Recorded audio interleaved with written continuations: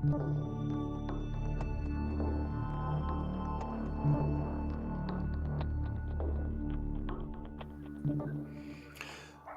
everybody, and welcome to episode 7 of the CMA Panel America's Edition podcast. Today, we'll be discussing how to maximize your data's value throughout the ServiceNow platform and within the organization as a whole. With me today, we have several great CMAs, but I think they're all great, to be honest. And a couple had to drop out, no problem, because they had other work commitments.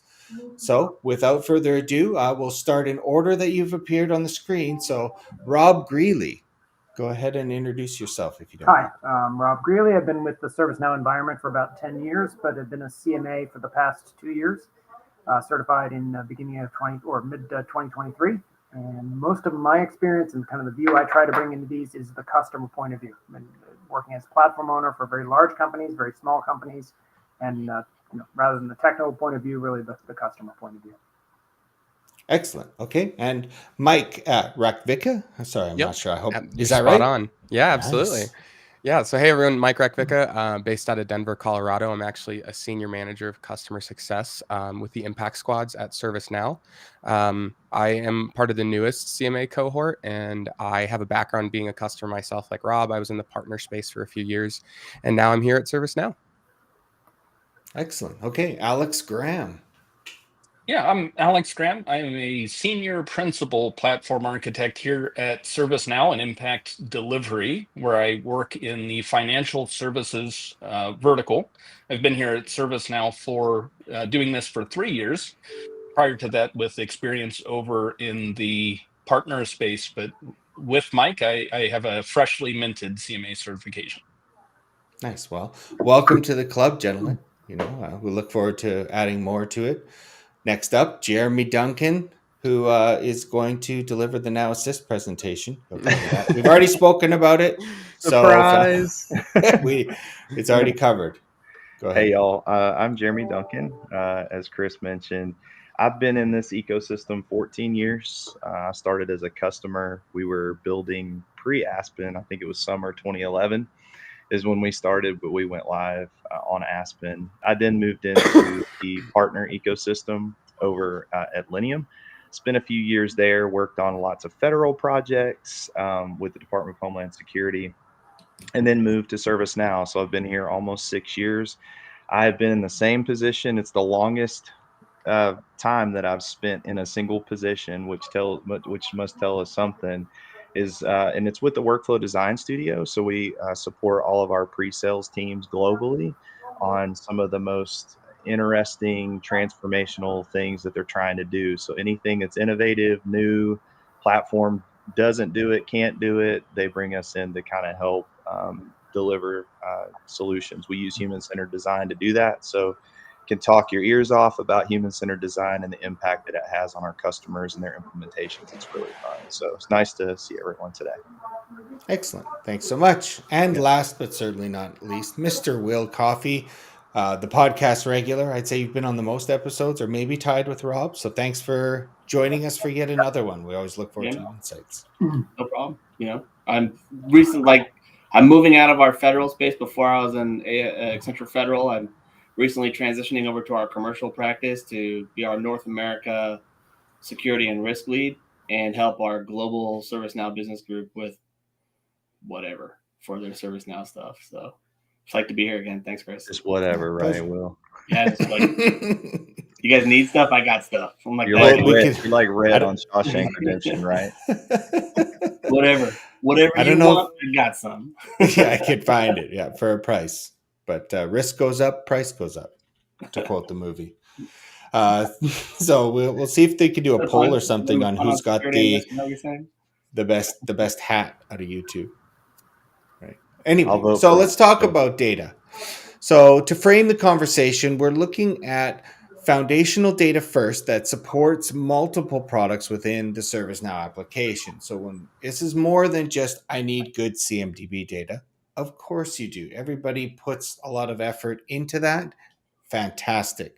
I'm talking companies, locations, all of the groups, departments, all of these foundational things that represent and are used in your organization and may not be consumed by ServiceNow. They may not be the source of truth for it. So that's kind of what we're looking at. And I know that Alex also has something more specific that he wants to get into later. So stay tuned for that. So I'd like to open it up first. Let's talk with Mike. So how do you work with a client that comes in and says, and this is the joke we all have seen, I don't know if you've seen that meme where they've got like the nice perfect cake and that's how they describe their data. And then, the cake that I would end up making would be the how it actually looks. So I don't expect my clients to know and manage their data as well as we come in because they're not experts on how it is consumed in ServiceNow. That's our job. So how do you handle when a client comes in and says, our data is actually pretty good, and then you have to tell them, no, it isn't, and here's all the issues. How do you go about that? Yeah, so I think it even comes before the data. Like even when that statement's made, I want to understand how they're managing the data from the people and the process perspective, and then also why they need that data from a business perspective, right? Because that's going to drive everything that we do within the platform, even if it's product specific and we know how it can be used. I don't want the data unless we've identified the use cases and owner of it and someone who's going to take responsibility when we do need to clean it up. I think that's step one for me. So establishing some sort of data governance. Mm-hmm.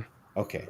That's wonderful because that brings me to the next piece that I wanted to open the floor up to was how do we establish effective data governance when there are so many different sources of truth that may all conflict, or you may have multiple sources going into the same place, into the same table and same column, and each one's responsible for a small chunk of it. How do you establish that governance? Jeremy, Will? I'll just jump in. Part of it Sure, comes Rob. back to the size of your company, right? I mean, if you're in a big company and you've got budget and people really understand it, you can end up with an organization that does data governance. In a small company, that's just overhead, right? That's nobody has time for that. I think the biggest challenge I've seen is that generally the person who puts the data in is not the person who consumes the data.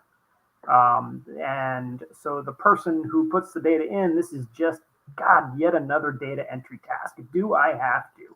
What a pain in the butt. And the person who's consuming the data is somebody somewhere else. And unless you really kind of get everybody to understand that, hey, what you're doing and the reason you have to put this data in is because it's impacting them, they won't do it. And so there's a lot more communication and let's call it basics of organizational change management around here than just governance. So that's really that whole having, if you're going to have, for instance, location data or vendor data, you've got to really have the whole organization has to understand why that's valuable. And that communication is the first part. And then the second part is you wouldn't believe how difficult it is just to get people to a common understanding of what you mean by that data. Right? What is a vendor? Well, I mean, that sounds really easy, but then you say, well, really? Sometimes it's the parent company, sometimes it's the sub company. Do we really need the whole hierarchy? Do we need the legal entity or the company that we call it?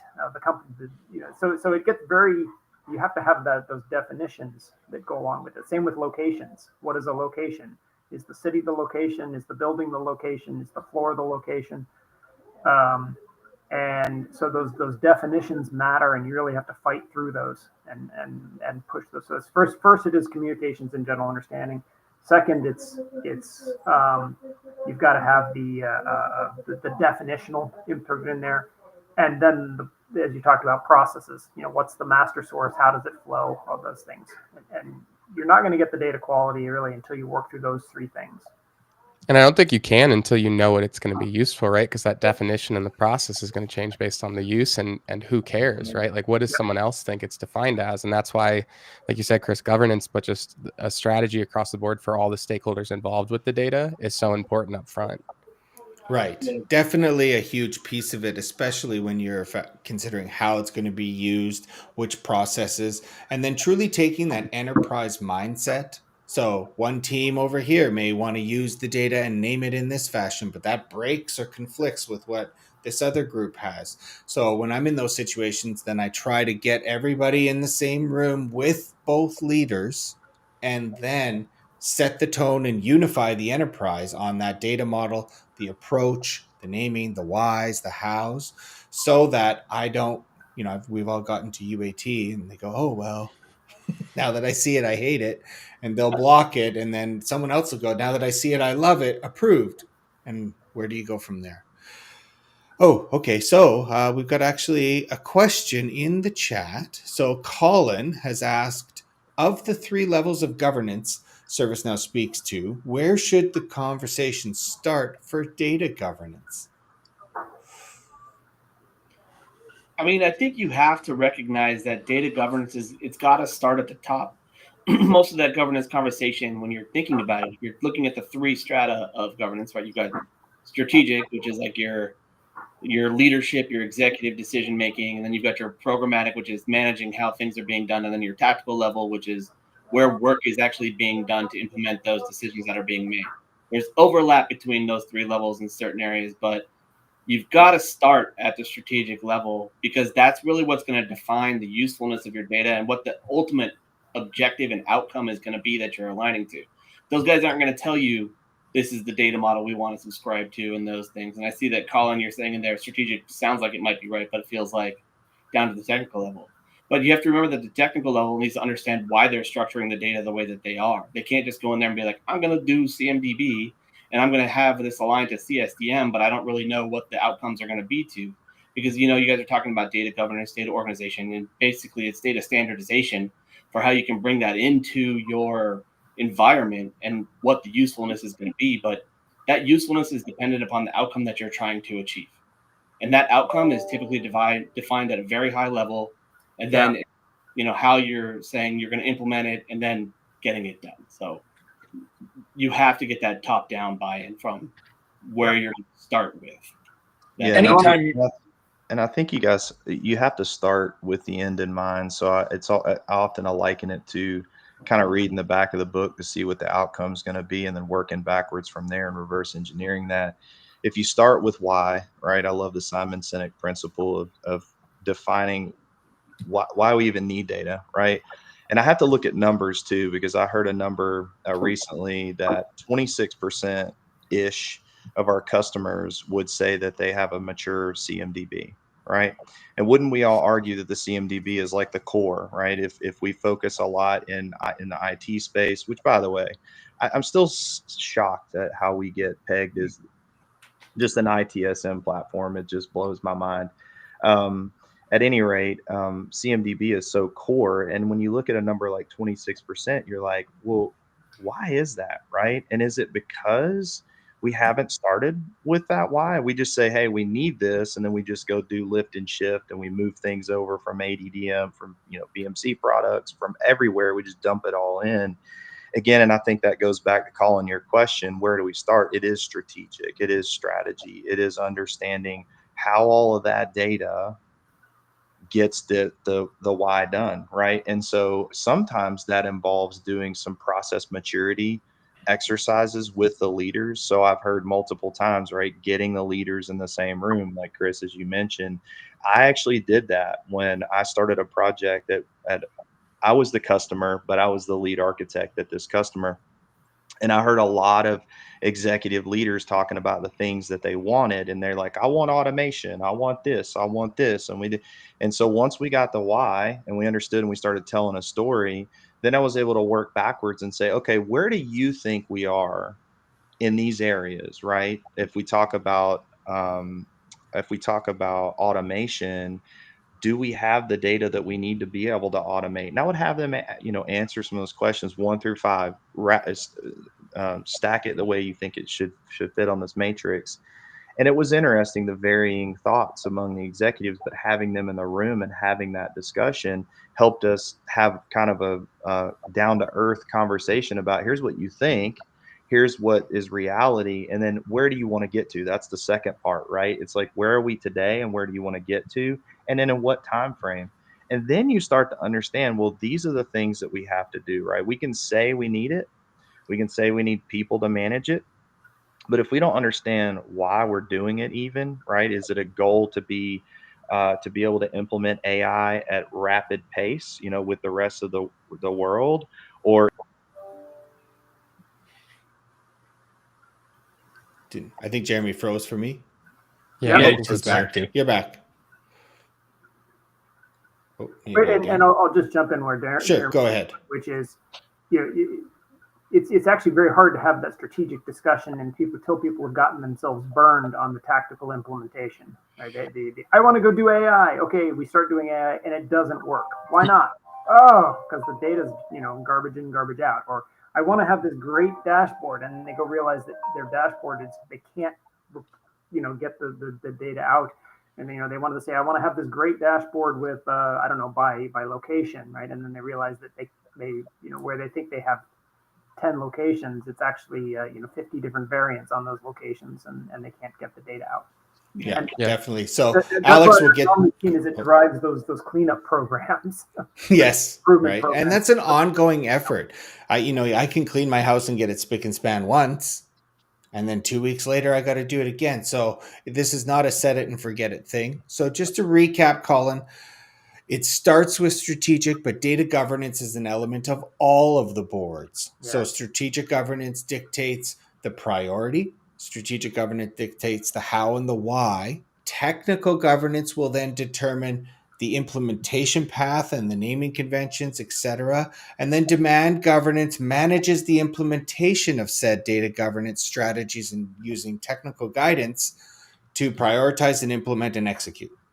So it's everywhere. And that's why foundational data is so important. So thank you for the question. We got a couple in as well coming through, but I wanted to go over to Alex first because he had something more specific on data that he Oh wanted to talk no, about. So I wasn't going to go on that here. I was just going to identify the other reason why the executive starting with the leadership route, right, is there's often contention in what data a process needs versus who has to provide that. Yeah. And without starting from the strategy, there's no way to guarantee that anybody is going to prioritize what's important to the enterprise as a whole. I see that over and over again. And you say, well, one group saying I need this data and they need to provide it, and they're like, I don't have time to provide that. That's too hard. Yeah, I think behind the scenes too, like the big reason you start up front is because you have to set an expectation. I don't know how often we hear, I don't trust the CMDB. And if you don't build trust up front, the cleanup effort isn't going to fix that for people. You're not going to get buy-in to say, I want to put in my effort to use this data because I already don't trust what you have. So like expectation of what is the right data, who provides it, and we need to trust those people to bring that to the table. That's so important up front. Awesome. Okay, we got some more questions. This one's a hot button topic. So Richie has asking, what strategies should be in place to ensure high data quality in ServiceNow? Broad topic. I mean, it is, right? I think when you look at the strategies that you would want to put in place, we talked a little bit about it with data governance, but underneath that data governance piece is a bunch of different things that you would want to be doing to drive data cleanliness. Like before you get into the platform and you start looking at data deduplication and the rules you're doing for imports and things, you have to understand how you're putting in place the standards and the definitions of what that data will be so that you can structure the data properly as it comes into the platform. Because once it's in the platform, then it would be like bringing trash into your house to try and find the good food that's in there somewhere. And then you got to take all the trash out and then you have dinner left. But you don't want to do that, right? You just want to bring in the things that you know that you need so that you have that approach to creating that foundational data mechanism that allows you to support the things you want to do next, which is your data deduplication rules and your data filtration rules and your whatever you're doing for making sure that your data is going to stay clean once it gets into your platform.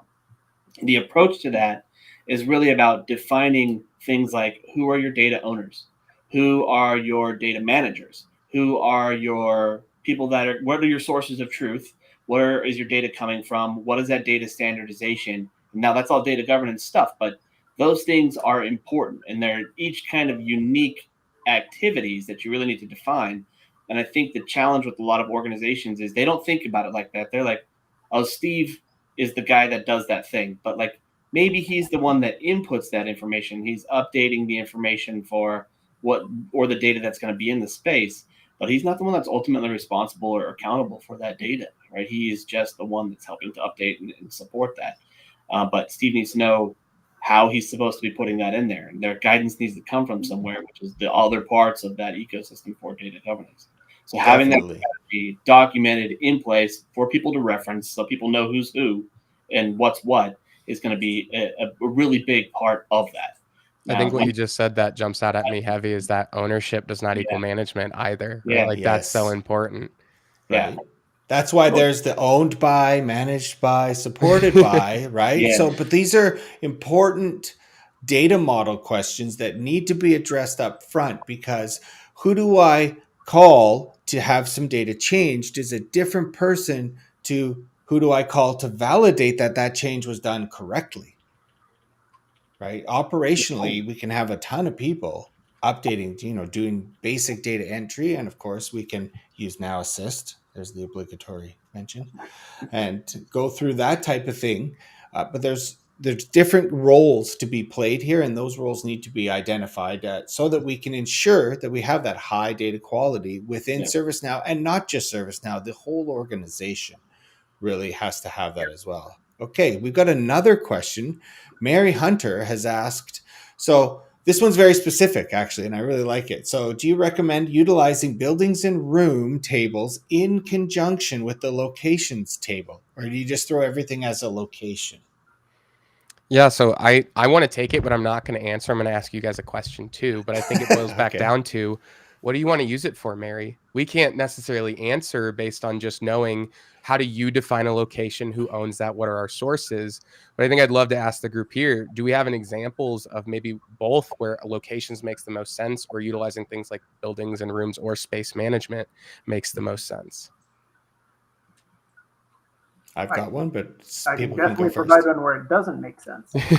Sure, yeah, but that's a good place to start. Sometimes I only know what I don't want to do. Right. So I just tell you about the business. Right now. I'm in with a business that manages electric vehicle chargers. So our chargers are not in a room; they are spread out all over the street. Right. So locations for us are critical. It's absolutely critical master data. But the flexibility of using the hierarchical locations table has given us exactly what we able to do. I need to know, which continent are they on, which country, which geographic region, which may not be the same as the postal codes, because we manage things a little bit differently within the region, which city, within the city, I get the address. And then I need to get down to even specific. Is it on the front of the building or the back of the building? But it's all outside. It has nothing to do with what floor and the standard address type data is. So that I find that location, that hierarchy is very, very flexible, and you can design exactly what it is for your business. And we could flip that around and ask, what process do you have where what room something is in or someone's in would make a difference, or where what floor would make a difference? Right. Sometimes it makes sense, sometimes it doesn't, but always go back to the business. What is this going to enable the business to do that I can't do without that data? Yeah. And then you have to weigh that against the effort and cost in bringing that in, maintaining it. Do I have a source of truth? And then ultimately make the decision based on, hey, the business is going to gain something out of this that I can't do without it, and it's feasible to bring it in. So I've got an example. Sorry, Jeremy, let me go through the example. So the example I've got where that was required was based on government buildings with secure rooms. So certain government agencies were the company, they had certain locations, and under that location, they might have rented or leased out a chunk of a building.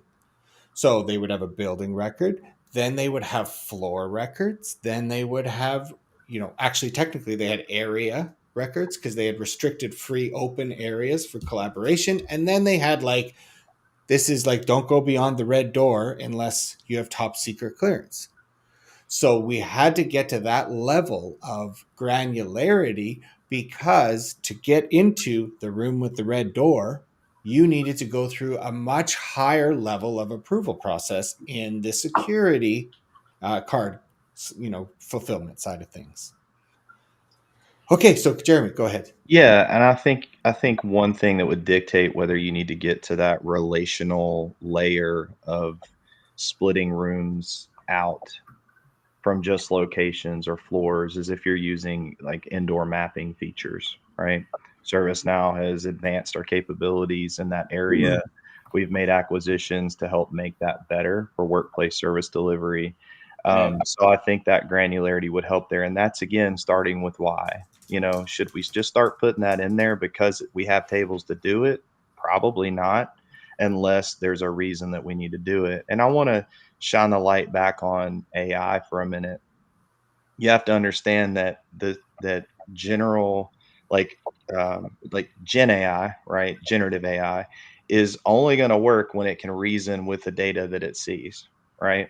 So if you think about the data that you're putting in the system, whether it's location data, whether it's CMDB data, any type of structured data like that, or even more unstructured data like would show up in a knowledge article, right?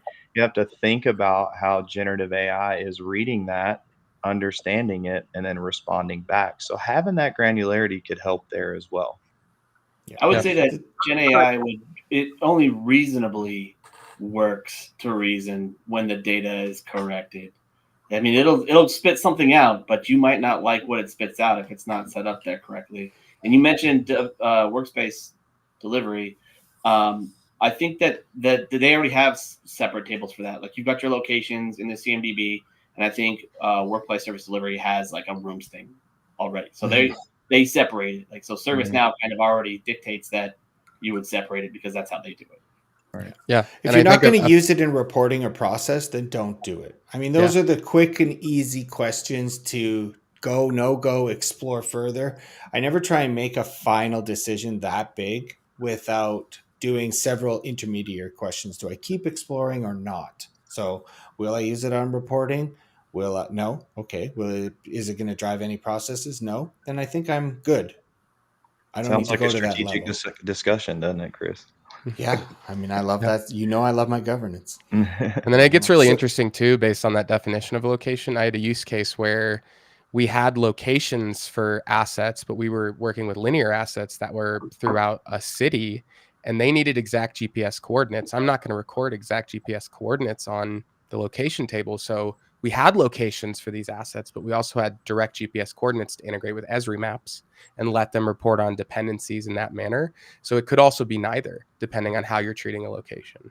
Oh, that's funny because I had to do the opposite of that. So one of the things that we had to do was put in telephone pole GPS coordinates, and FSM was used to not send a union member into a non-cell phone zone. So if the cell phones were down in that area, you got rerouted, and sometimes you had to turn around and drive 2 hours back. So Mary did offer a little more specificity here, but she does say thank you. So she was saying it's in relation to higher education and multiple builds in room, but she loved the when not to use it. So Richie also has said, thanks for the response. Spot on. It does take a village to get the data quality to a green state. And then it takes the same amount, if not more, to keep it there. Operational. I cannot emphasize that enough. The second we stop trusting it is the second we stop getting as much value as we could. And that, again, is the whole purpose of this conversation is how do we maximize that data's value? Joshua, sorry, go ahead. I was going to say, just to emphasize what you're saying, as soon as you stop trusting it, people will start maintaining their own separate sources of truth. And then you can't get them off that. You'll never, it's very hard to get them back. They won't put the effort into maintaining the central source because they. But my Excel sheet says. Yeah, that's right. Oh, right. Well, that's not what I have. Database I built in 1997 is up to date. Yes. Oh, that's funny. We've got another comment, though, from Joshua Chen. So he was saying he thinks that CMDB and CSDM is still driven by technical people in most organizations or a single admin. Yes. Shout out to all of those admins that are doing everything. You're all ServiceNow heroes in my book. But would it benefit? There is actually a question I can show here. So would it benefit as ServiceNow to brand a product similar to SAP's MDG? Don't know what that means. Sorry. To specifically focus on business data governance, make it, quote, user friendly. And I kind of think that CSDM already addresses that, and it becomes an OCM and educational journey more so than a new product. What is CSDM not user friendly? I mean, no, they don't get it. No, and because they're not going to understand application service and the connections and the relationships. That everybody needs a guidance, needs to be guided through that. I've never slapped that huge domain slide and had that makes sense, right, to exactly. somebody. Yeah, so But it's always broken down and guided. CSDM is not meant to be consumed by one person. It is specifically broken up into different areas. Your technical people shouldn't be the ones driving every aspect of that, especially when it comes down to things like business services and your business users and things like that. Like, those shouldn't come from your admin. You have to engage with the customer and the platform owners and stuff like that, because it's meant to correlate that data between all of those areas. And I would argue that using CSDM is much alike into, I'm no SAP MDG expert, but ChatGPT is, and when you read what ChatGPT says, that it helps organizations centrally manage and govern their master data, ensuring it, making sure it's accurate, consistent, and compliant. I would argue that ServiceNow says the same thing, and ChatGPT even thinks the same thing, because at the very end of its diatribe about MDG, it says, "Let me know if you want a comparison between SAP MDG and ServiceNow CMDB and data foundations." Right? That's hilarious. You're going to need a new T-shirt. It even sees that correlation. So I'm not arguing that you just go rip and replace. Right? I've been in many conversations where customers are like, "Look, SAP is going to be our central hub. How can you use it, to make ServiceNow better?" So you're going to have to integrate. I would argue that if you're mature on the platform, you could argue that you don't need it. Right. And remember that CSDM is a framework, right? It's not a not thing a product. to be implemented. It's not That's exactly. true. It's not a product. It's a framework to establish that data governance. And if you're going to something like AI, where you'll have that data mesh and that data fabric there, you'll want to establish that framework for how your data is being leveraged in the platform to get to that point. Yeah, I couldn't I would agree say more. Yeah. Even then in MDG, right, your data governance is only you're going to govern around how you define what master data is. You can still do the exact same things in ServiceNow, managing your data with policies, desired state audits, attestations, risk controls. It's the same manner. I think, like you said, SAP kind of has just branded it as their master data governance tool. Yep. Yeah. So MDG, thanks, Bala, is master data governance. Learned something new today on that one. And, perhaps, I guess the question is, perhaps it would be valuable depending on, of course, all of the customer input out there and how many people would buy it, would decide whether or not ServiceNow builds it. We're no longer a build and they will come type of place. It sounds like the microcredit with his impact squads. Thanks a lot for the question, Joshua. So any other data questions or data issues, feel free to post them in the chat. We're going to keep going. So does anybody have any hot button topics? Maybe, not a horror story, but maybe hey, we really turned that ship around that they wanted to share? I mean, I'm going through one right now with one of my customers, managing some of their data that's not inherently discoverable, right? So now we have to choose, is there a source of truth that we do trust? And luckily there is a service graph connector to use it. However, the data that lives in the service graph connector doesn't have the same requirements as we do in ServiceNow, because we're feeding from multiple sources. So how do we start to go through and define, like, what's the source of truth? What matters, and like what order does it matter? And then that's really driven by, how do we want to use it after the fact? Getting that data in is only valuable if it's accurate, because if I can't uniquely identify something in the future, could cause mistakes, could cause misreporting of criticality, it could cause downstream impacts. And in the end, in my opinion, and a lot of people might agree, bad data is worse than no data, And data debt is a real thing. You pull in too much and say, I'll clean it up later. Good luck when you're trying to operationalize that data at the same time. Yeah, that car is already driving down the highway and you Right. can't change the tire easily when you're in production. So, and then all you're doing is let's just set this one part of the car on fire, but keep going. I think you said earlier that data governance is not a ServiceNow topic. Right? It ends up being an enterprise topic.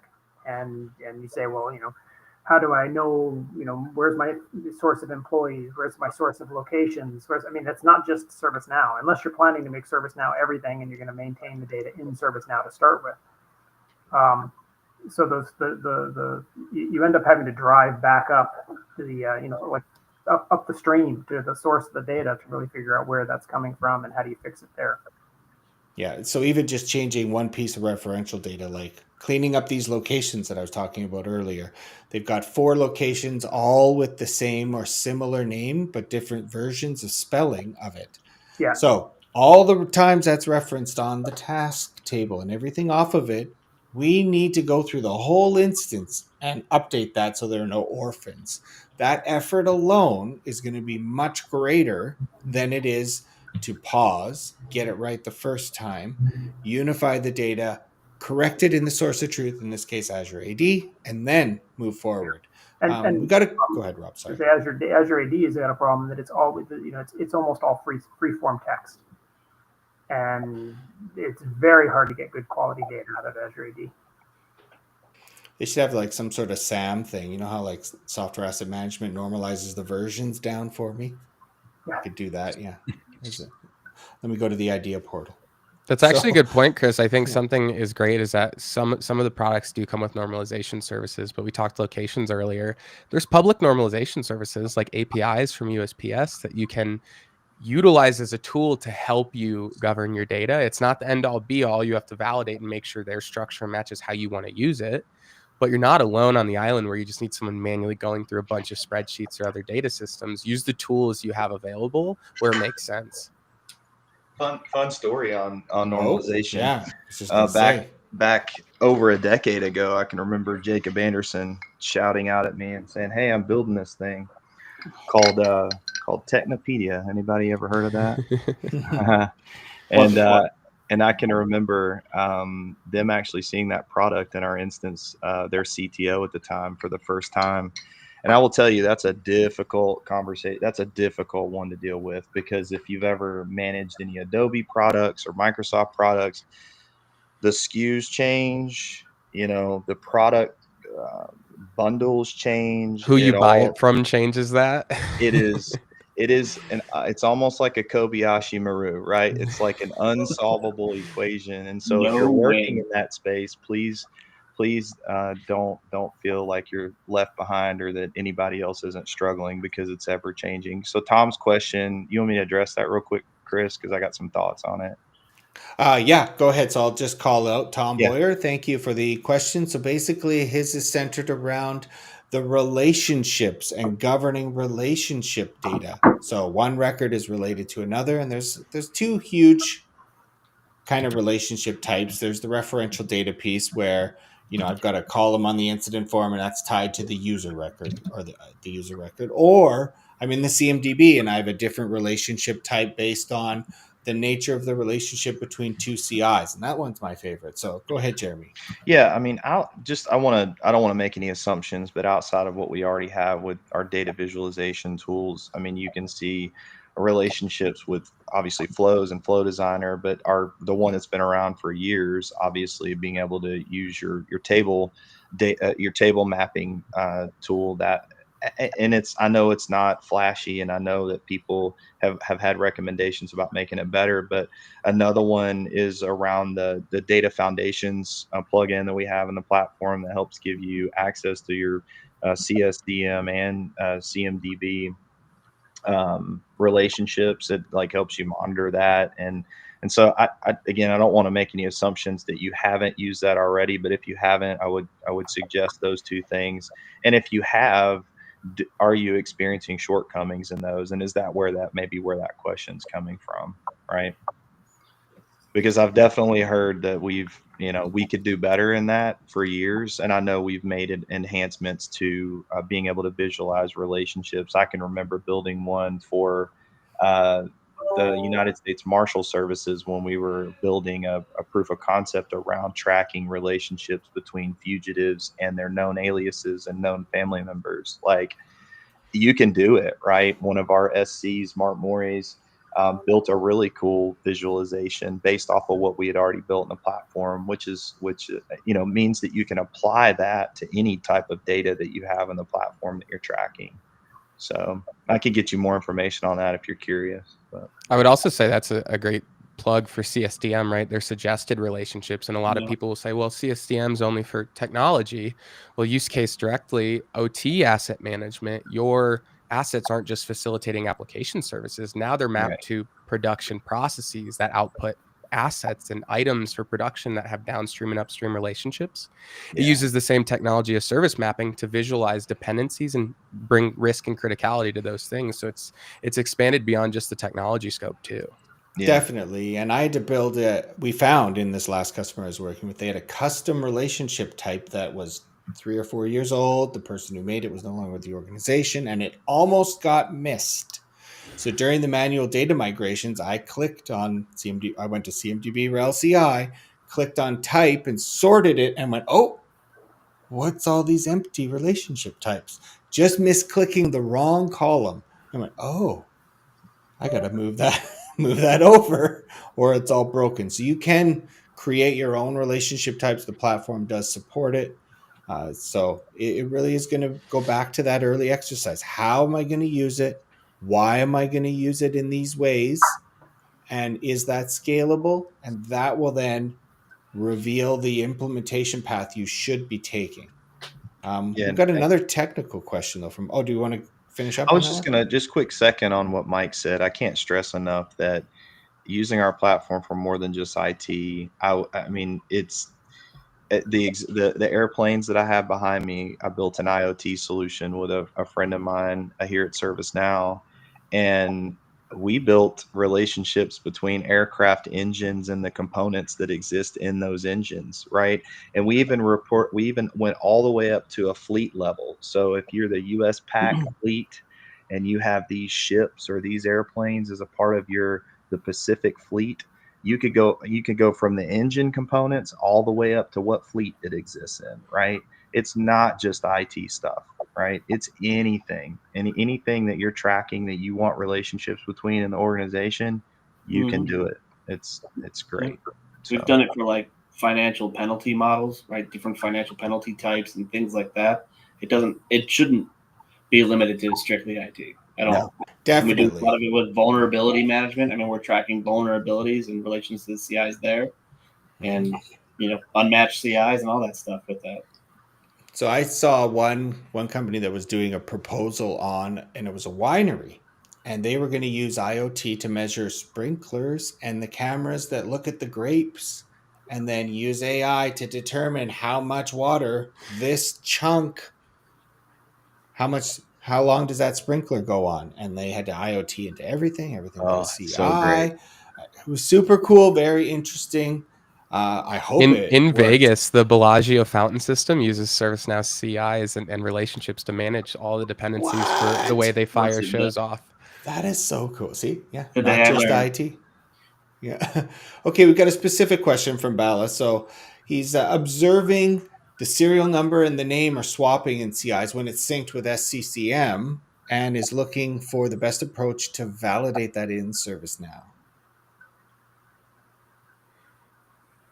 I mean, I'll take two options, right? I would look at source data and then look at your transforms. Where is it I was gonna say occurring? your Is it bad transforms. source data or is it happening after you get it in? Yeah. And that's that, like, it's going to dig deeper than that. But really, those are the two that jump right out to me. Yeah, Yeah, I was start with thinking, the source. yeah, yep. I was thinking probably an erroneously mapped source to target table would be the easy answer, but I have a feeling it's not that easy.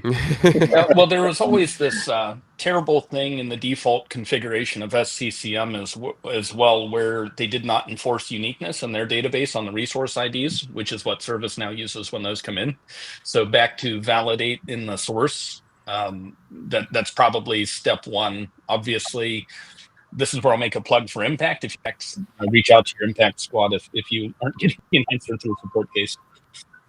Yeah. In addition, if you know that SCCM shouldn't be the source of truth for those, create a reconciliation and data refresh rule where SCCM doesn't get to update those attributes, just the other attributes that are relevant to it. Right. So there are many tools available, but yeah, like we say, start from the source, validate that. That way you're not barking up the wrong tree for the longest amount of time. Okay, thank you so much for that question. Now the next one that we've got is about Tom again saying, you know, the tools that are there are good for a starting point.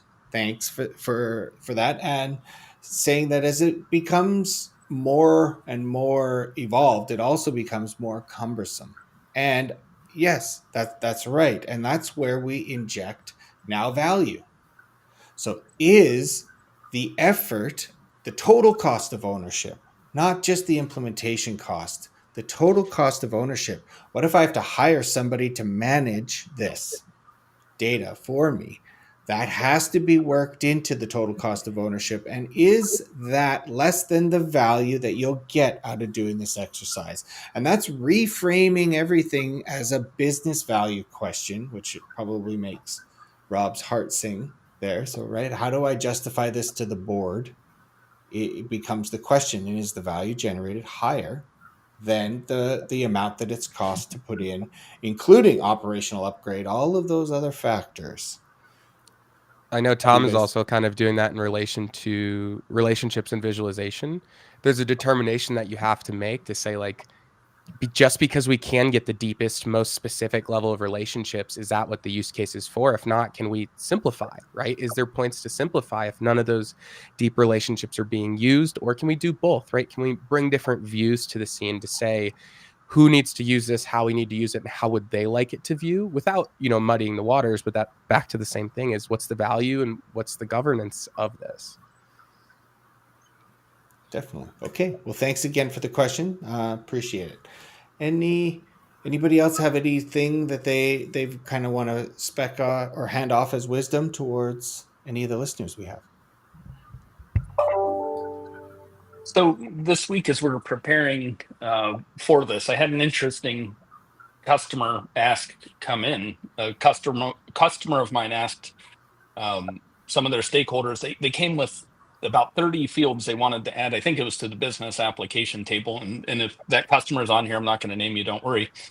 And it was interesting looking through the list because of two things. Number one, a lot of them were attributes that we already have a home for somewhere else. And number two, they were attributes that other teams already needed and were already bringing in.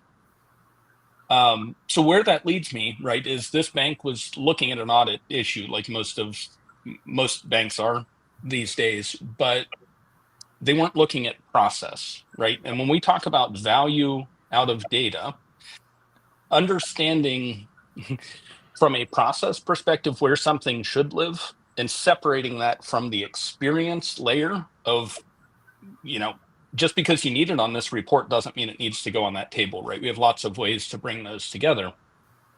But there's a huge opportunity there if you zoom out and you approach this from a strategic lens on like, how do I enable multiple business outcomes with these data elements that we need? Yeah, we need to meet that regulatory requirement, but what else can we do? And how can we make sure that we're not bringing in the same thing multiple times? So I guess I would open it up to you guys. Similar experiences or thoughts on that? I was just going to say that actually popped something into my mind is also, just because we can report on it and you measure it currently, a big thing I ask people is, can they influence their measurement, right? Just because you're measuring something, are you using it to try to change a process or, bring value or do something? If you are just looking at data that you're making decisions on, but you can't influence it, maybe it's in the wrong place, right? We need to also be able to say, is more accurate data going to help? Is it going to lead to a process change? Does that process change actually affect the data that you're looking at? If not, maybe there's a better metric or measurement to use. Mike, it's always been in my monthly report and I just need it. Exactly. That's right. I hear that. Well, I want to be able to report on it, and then as you know, we always ask more questions of why. Like, why do you need it, and why is it like valuable? And humor aside, I try to guide my clients towards, once the data is in ServiceNow, I can get to it from anywhere in the platform. That is one of the secret sauces that makes ServiceNow so powerful and so valuable, is that once I've got it in one place, I can get to it. And that doesn't mean I need a column on another table so that you can report. I will guide you, because the cost of that extra column is always going to outweigh the cost of that database view, or however I get through this thing, because now I'm maintaining the data in two different places. How do I, if I update it left on this side, do I update it on that side? All of that stuff becomes a large issue, and then you're just in a maze of fixed scripts. Yeah, the data is never just the data, right? It's always the process behind the data. Because as soon as I have a data element, I need to maintain it. I need to keep it current, otherwise it's useless. So, Rob, from the client side, how are you addressing some of your organizational data challenges? Like, you have some unique use cases. I need to know which parking lot and which stall and what charger type. Yeah.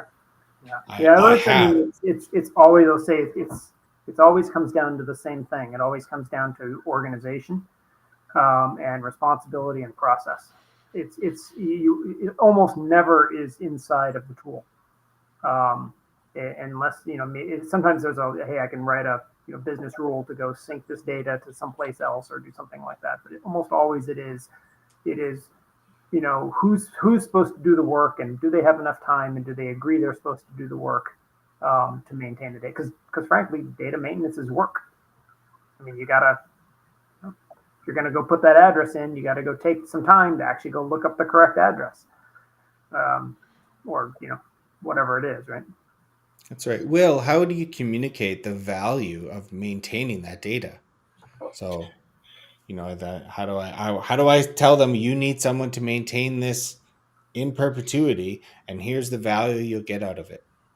I'm usually pretty blunt about data when it comes to the customers, right? I start off with telling them, hey, make sure you don't put trash into the system, because garbage in, garbage out. And make sure that if you want to be able to accurately reflect and report on that data, that those reports and that data that you're pulling is only going to be as good as the data that's in the system. So you have to make sure that you're consistently and continuously monitoring and maintaining and grooming and managing your data all the time. There's no mincing words on that, because the work just has to be done to do it. And when you neglect it, it will be reflected in the way that the data treats you. Really, honestly, you're gonna get bad reports. People are gonna say, I don't trust this report. I don't trust the data that's in the system, and then it just snowballs into shenanigans that you don't want to deal with. You have to do the work to maintain that. The value is in making sure that your data is up to date. If you have to go back and you have to clean it up, it's a lot more work than just maintaining it, right? And Jeremy, since you, finish up, Will. Sorry. Go ahead. I was saying, keeping the A is a lot harder than earning the A, right? So just get it and maintain it. And that brings me then to the Jeremy in the Now Assist shirt. We need to know if there's an agentic AI that's coming out to help govern and do the data stuff.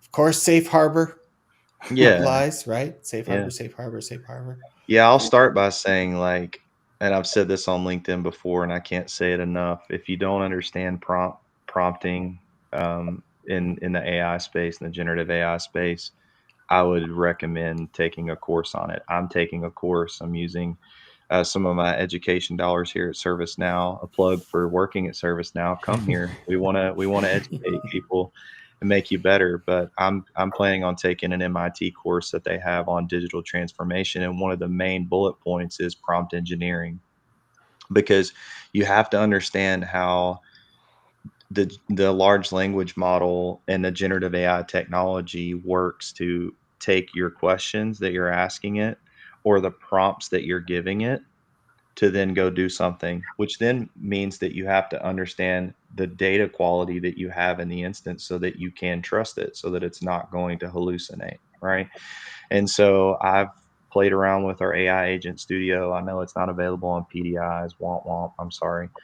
If it makes you feel any better, it's just as difficult for me to get access to an instance to be able to play with it as well, because it's a very powerful tool, right? And we're trying to get it out to our customers as fast as we can, but we're also being educated on it as well. But um, there will be agents out of the box. There are agents out of the box that help you do a myriad of things, right? I posted one about the correlation of incidents for our major incident managers out there. If you're managing incidents and problems and root cause analysis and all of those things, where that might have taken 3 people to transition things through, you can create an agent to do a lot of that correlation for you, right? As long as you know how to instruct it, how to do it. You not only have to instruct the agent as an overall agent, but you have to get specific with every piece of the process. You have to know your process, right? You have to understand what data are you capturing for incidents, for problems. Is it all out of the box stuff? If it is, good. The agents are out of the box, defined, ready to go for you to just turn on.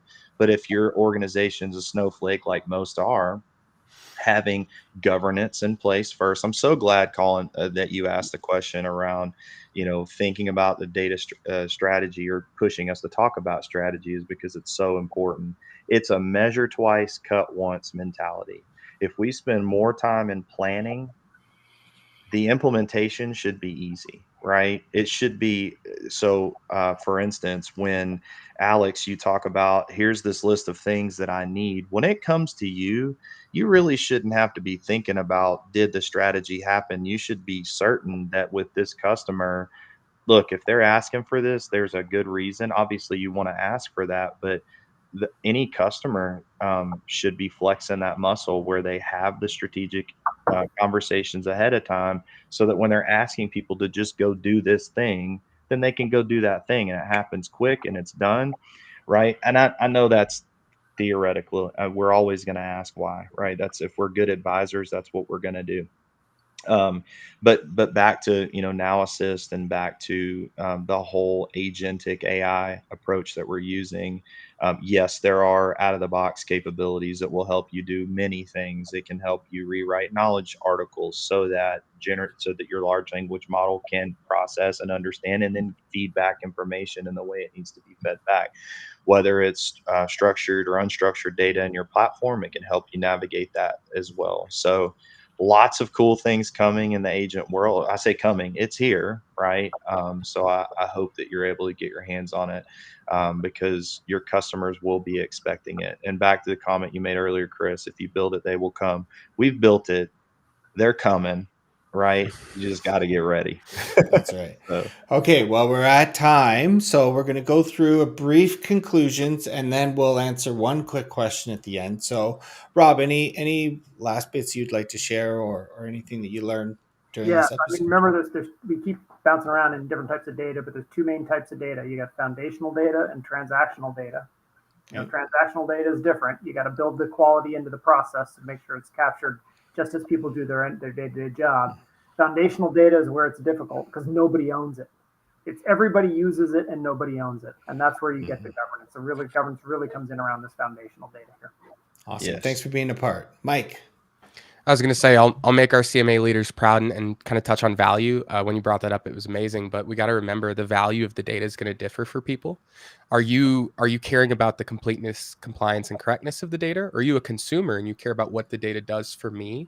To get people invested, we need to understand their perspective more than anything, and sell them the reason they need good data and to help contribute themselves. Mm-hmm. Thanks. Will. So I would say that making sure that your data is useful and clean is a process, right? I think you have to make sure that you understand that it's a journey, it's a continuous journey. You're going to be constantly doing it, but it's a step-by-step process to get there. You're never going to do it all at once. You can't look at that framework and be like, okay, let's just dump all of this into the CMDB and it's going to be magically awesome. It's not. Mm-hmm. You've got to clean it. You've got to organize it. You've got to do the work to get there, and then you have to do the work to maintain it. So, little baby Nice. steps, so you don't freak people out. And there's a question about that, but small steps to get there. Thanks. Alex? Yeah, I would just say data is one of the most critical assets you have in the enterprise, or for any enterprise. And just like any other asset, there's a life cycle to it. Everything we talked about here is one aspect of that life cycle. But ultimately, right, it is an end-to-end life cycle, and you have to manage it each step of the way. Thanks. And Jeremy? Yeah, I mean, I feel like I've said a lot, so I just want to end with um, just a kind of a ditto to everything that you've heard. I don't have anything additional to add, but I will say that hearing the statistic that I mentioned earlier about customers admitting, a very not the majority of our customers, we're in a minority state where people say that they would depend on or that their CMDB approach is mature. We've got to change that. Be a change agent, be a game changer, get your customers where they need to be, give them the strategic guidance that they need to make sure their data is right. And let's see that number grow. Right. Thank you. Okay, last question. LinkedIn user, I can't see your name, so sorry. They are saying that if customer acknowledged the CMDB is in disarray, where do they begin the remediation process? It is an ongoing effort. So this is kind of where I look at, okay, I'm a firefighter and there are 16 fires. Which one do I put out first? So what is the most business critical thing to the enterprise? And start there. That's the recommendation.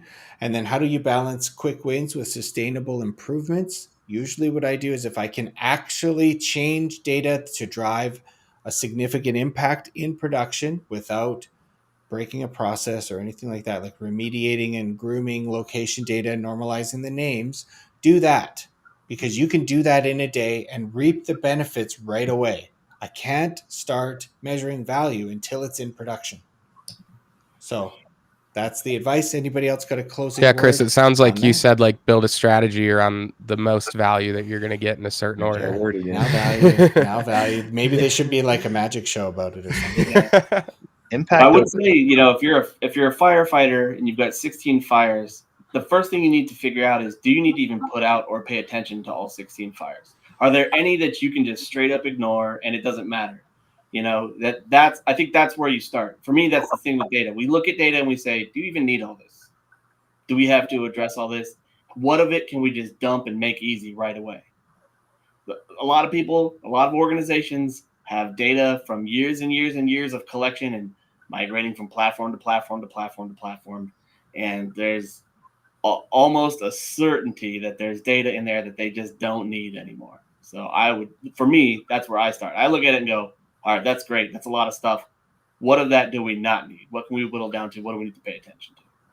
Impact over effort. I hope you get there. For sure. Yes, Yes. definitely. Well, thank you to everybody for joining us on the call. Thank you to everyone for asking such great questions. We really appreciate your time. And of course, thank you to my esteemed colleagues and fellow CMAs.